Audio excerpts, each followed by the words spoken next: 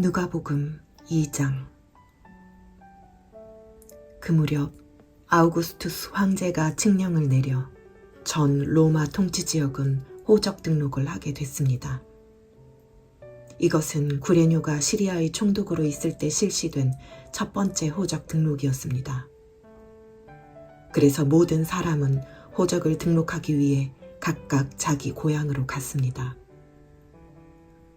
요셉도 갈릴리 나사렛 마을을 떠나 다윗의 마을인 유대 땅 베들레헴으로 올라갔습니다. 요셉은 다윗 가문의 직계 혈통이었기 때문입니다.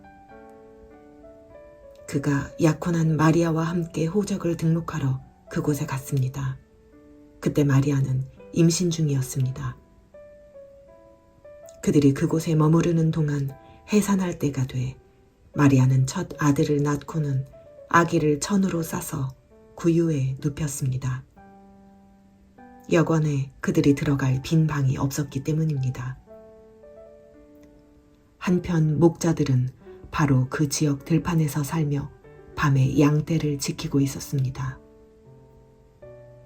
주의 천사가 그들 앞에 나타났고 주의 영광이 그들을 환하게 들러 비춰서 그들은 너무나 두려웠습니다. 천사가 말했습니다. 두려워하지 마라. 보아라. 내가 모든 백성에게 큰 기쁨이 될 좋은 소식을 너희에게 알려준다. 오늘 구주이신 주 그리스도가 다윗의 동네에서 태어나셨다. 너희가 천에 쌓여 구유에 누워있는 아기를 볼 것인데 그것이 너희에게 표적이 될 것이다.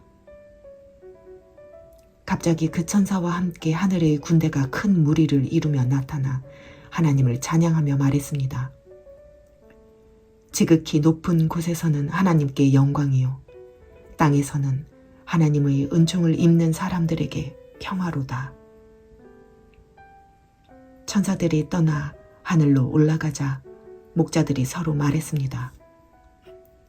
베들레헴으로 가서 주께서 우리에게 말씀하신 이 일이 정말 일어났는지 보자. 그래서 그들은 서둘러 가서 마리아와 요셉과 아기를 찾아냈습니다. 과연 아기는 구유에 누워 있었습니다. 그들은 아기를 보고 나서 그 아이에 관해 들은 말을 알려주었고 그 말을 들은 모든 사람은 목자들이 한 말에 놀랐습니다. 그러나 마리아만은 이 모든 일을 마음에 간직하고 곰곰이 되새겼습니다.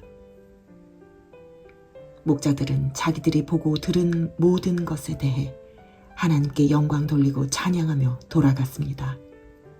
그들이 듣고 본 모든 일대로 이루어진 것입니다. 8일째 되는 날 할례할 때가 되자 아기가 잉태되기 전에 천사가 일러준 대로 그 이름을 예수라 지었습니다. 모세의 율법에 따라 정결 의식을 치를 때가 되자 요셉과 마리아는 아기를 데리고 예루살렘으로 올라갔습니다. 이것은 주의 율법에 첫 번째 태어나는 모든 남자 아기는 하나님께 거룩한 사람으로 불릴 것이다 라고 기록된 대로 아기를 주께 드리고 또 산 비둘기 한 쌍이나 어린 집 비둘기 2마리라고 한 주의 율법을 지켜 희생 제물을 드리려는 것이었습니다. 당시 예루살렘에는 시므온이라는 사람이 있었습니다. 이 사람은 의롭고 경건한 사람으로 하나님께서 이스라엘을 위로하실 날을 손꼽아 기다리고 있었습니다. 그리고 성령께서 시므온에게 머물러 계셨습니다. 그에게는 주의 그리스도를 보기 전에는 죽지 않으리라는 성령의 계시가 있었습니다. 시므온이 성령에 이끌려 성전 뜰 안으로 들어갈 때 아기의 부모가 율법의 규정대로 행하기 위해 아기 예수를 데리고 들어왔습니다. 그러자 시므온이 아기를 팔에 안고 하나님을 찬양하며 말했습니다. 다스리시는 주여, 이제 주께서는 주의 종이 평안히 가게 해 주십니다. 제 두 눈으로 주의 구원을 보았습니다. 이 구원은 주께서 모든 백성 앞에 마련하신 것으로 이방 사람에게는 계시의 빛이요 주의 백성 이스라엘에게는 영광입니다. 아기의 아버지와 어머니는 아기에 대한 이 말에 무척 놀랐습니다. 그러자 시므온은 그들을 축복하고 그 어머니 마리아에게 말했습니다. 보십시오. 이 아기는 이스라엘 가운데 많은 사람을 넘어지게도 하고 일어서게도 할 것이며 비난받는 표적이 되기 위해 세우심을 받았습니다. 칼이 당신의 마음도 찌를 것입니다. 그래서 이제 많은 사람의 마음속 생각이 드러나게 될 것입니다. 또 아셀 지파의 바누엘의 딸인 안나라는 여자 예언자도 있었습니다. 안나는 나이가 많았는데 결혼해서 남편과 7년 동안 살다가 그 후 84세가 되도록 과부로 지냈습니다. 안나는 성전을 떠나지 않고 밤낮으로 금식하고 기도하면서 하나님을 섬겼습니다.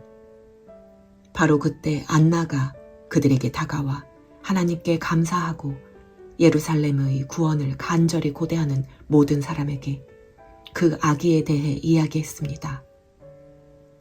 요셉과 마리아는 주의 율법에 따라 모든 일을 마치고 난 뒤 갈릴리에 있는 자기 마을 나사렛으로 돌아왔습니다.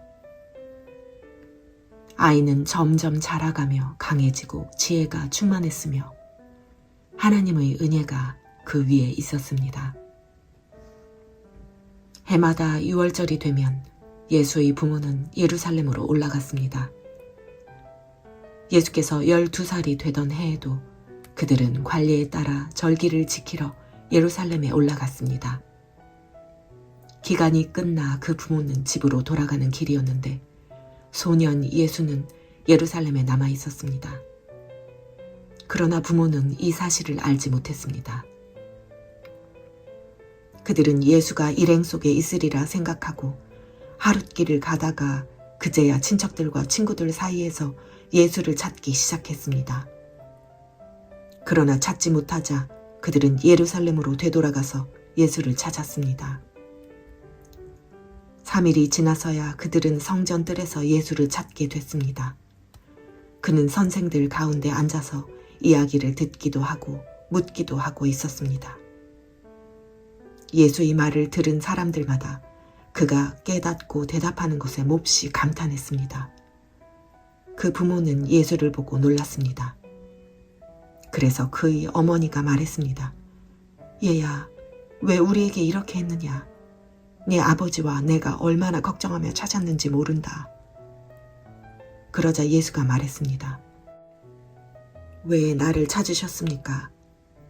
내가 마땅히 내 아버지의 집에 있어야 하는 줄 모르셨습니까? 그러나 그들은 예수가 하는 말을 깨닫지 못했습니다. 그러고 나서 예수는 부모와 함께 내려가 나사렛으로 돌아가서 부모님께 순종하며 지냈습니다.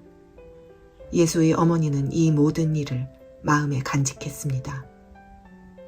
그리고 예수는 지혜와 키가 점점 더 자라가며 하나님과 사람들로부터 사랑을 받았습니다.